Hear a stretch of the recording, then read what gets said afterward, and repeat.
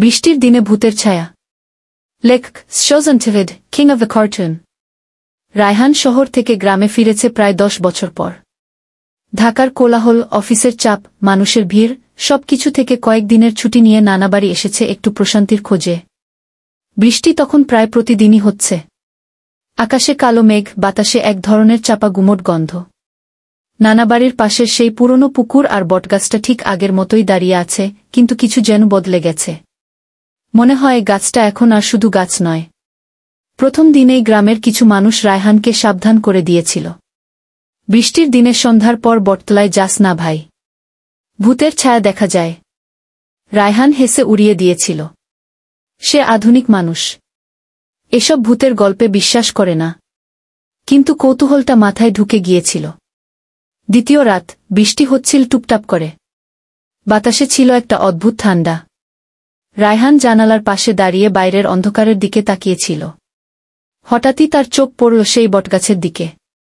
বিদ্যুতের আলোয় মুহূর্তের জন্য সে একটা ছায়া দেখতে পেল। লম্বা, স্থির, যেন কাউকে অনুসরণ করছে। সে চোখ মুছে আবার তাকাল। কিছুই নেই। পরের দিন সকালে সে গ্রামের বয়স্কদের জিজ্ঞাসা করল। এক বৃদ্ধ ফিসফিস করে বলল, ওটা মরিয়ম বুড়ি। 40 বছর আগে মারা গেছে। তার লাশ পাওয়া যায়নি। তখনও এমন বৃষ্টি হচ্ছিল।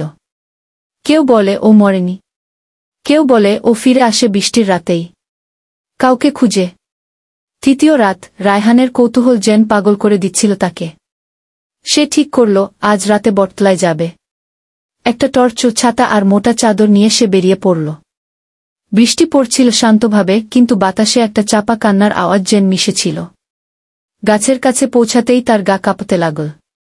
বুক ধুকপুক করছিল অস্বাভাবিকভাবে। তখনই একটা ছায়া গাছের নিচে দাঁড়িয়ে। নারী কণ্ঠে ভেসে এল, তুই ফিরেছিস? রায়হান থমকে গেল। কে? তার কণ্ঠ শুকিয়ে গেছে। আমাকে কেন ফেলে গেছিলি রায়হান? ছায়াটা ধীরে ধীরে এগিয়ে এল। বিদ্যুৎ চমকাচ্ছে, সে স্পষ্ট দেখতে পেল একটা ভেজা সাদা শাড়ি পরা নারী, যার চোখ নেই। রায়হান দৌড়াতে শুরু করল। পেছনে শুনতে পেল সেই ছায়া তার নাম ধরে ডেকে যাচ্ছে, রায়হান, রায়হান। সকালের পরদিন সকালবেলা গ্রামের লোকজন বটগাছের পাশে অচেতন অবস্থায় রায়হানকে পেল। মুখ সাদা, চোখ ফাঁকা, সে শুধু বিড়বিড় করছিল, আমি ওকে চিনি না, আমি কাউকে চিনি না।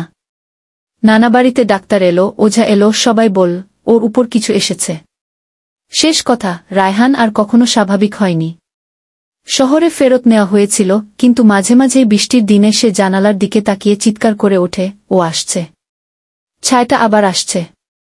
গ্রামের মানুষ এখন আর কাউকে সন্ধ্যায় বটতলায় যেতে দেয় না। তারা জানে মরিয়ম বুড়ি এখন আর শুধু ছায়া নয়, সে খুঁজে বেড়ায় যার কাছে তার প্রিয়তম প্রতিশ্রুতি ভেঙেছিল।